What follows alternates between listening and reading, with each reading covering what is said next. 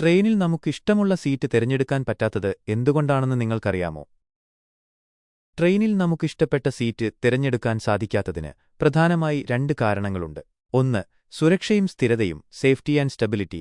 ഒരു ട്രെയിൻ ചലിക്കുന്ന ഒരു വലിയ യന്ത്രമാണ്. ഇതിന്റെ സുരക്ഷയ്ക്കും സ്ഥിരതയ്ക്കും കോച്ചുകളിലുടനീളം യാത്രക്കാരുടെ ഭാരം തുല്യമായി വിതരണം ചെയ്യേണ്ടത് അത്യാവശ്യമാണ്. ഭാരത്തിന്റെ വിതരണം: ഒരു കോച്ചിൽ എല്ലാ സീറ്റുകളും ഒരു ഭാഗത്ത് നിറയുകയും മറ്റൊരു ഭാഗം ഒഴിഞ്ഞുകിടക്കുകയും ചെയ്താൽ ഭാരത്തിൽ അസന്തുലിതാവസ്ഥയുണ്ടാവാം. ഇത് ട്രെയിൻ വളവുകൾ തിരിക്കുമ്പോഴോ ബ്രേക്ക് ചെയ്യുമ്പോഴോ പാളം തെറ്റാൻ, ഡീറെയിൽമെന്റ് സാധ്യതയുണ്ടാക്കും. ഇന്ത്യൻ റെയിൽവേയുടെ ബുക്കിംഗ് സോഫ്റ്റ്വെയർ രൂപകൽപ്പന ചെയ്തിരിക്കുന്നത് ഭാരം തുല്യമായി വിതരണം ചെയ്യുന്ന രീതിയിലാണ്. ഗ്രാവിറ്റി സെന്റർ: സുരക്ഷ ഉറപ്പാക്കുന്നതിനായി മുകളിലുള്ള ബെർത്തുകൾക്ക് മുൻഗണന നൽകാതെ താഴെയുള്ള ബെർത്തുകൾ, ലോവർ ബെർത്ത് ആദ്യം നിറയ്ക്കാൻ സിസ്റ്റം ശ്രമിക്കാറുണ്ട്. ഇത് ട്രെയിനിന്റെ ഗുരുത്വാകർഷണ കേന്ദ്രം, സെന്റർ ഓഫ് ഗ്രാവിറ്റി, താഴ്ത്തി നിർത്താൻ സഹായിക്കും.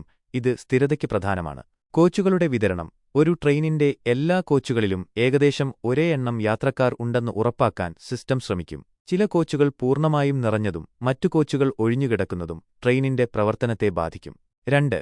പ്രായോഗികമായ പരിഗണനകൾ, പ്രാക്ടിക്കൽ കൺസിഡറേഷൻസ്.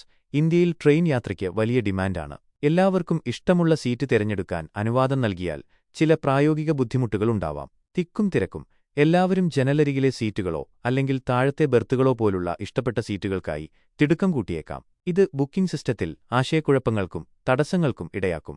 പ്രത്യേക ആവശ്യക്കാർക്കുള്ള പരിഗണന: മുതിർന്ന പൗരന്മാർ, ഗർഭിണികൾ, ഭിന്നശേഷിക്കാർ എന്നിവർക്ക് താഴ്ന്ന ബെർത്തുകൾക്ക് പ്രത്യേക കോട്ടയുണ്ട്. എല്ലാവർക്കും സീറ്റ് തിരഞ്ഞെടുക്കാൻ അനുവാദം നൽകിയാൽ ഈ കോട്ടകൾ കൈകാര്യം ചെയ്യുന്നത് ബുദ്ധിമുട്ടാകും. എന്നിരുന്നാലും സന്തോഷവാർത്തയുണ്ട്.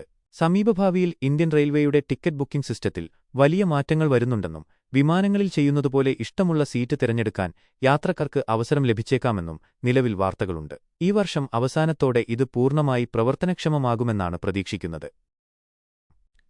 ഈ വീഡിയോ നിങ്ങൾക്കിഷ്ടപ്പെട്ടുവെങ്കിൽ ഒരു ലൈക്ക് അടിക്കുക. കൂടുതൽ വീഡിയോകൾക്കായി ഞങ്ങളുടെ ചാനൽ ഇപ്പോൾ തന്നെ സബ്സ്ക്രൈബ് ചെയ്യൂ.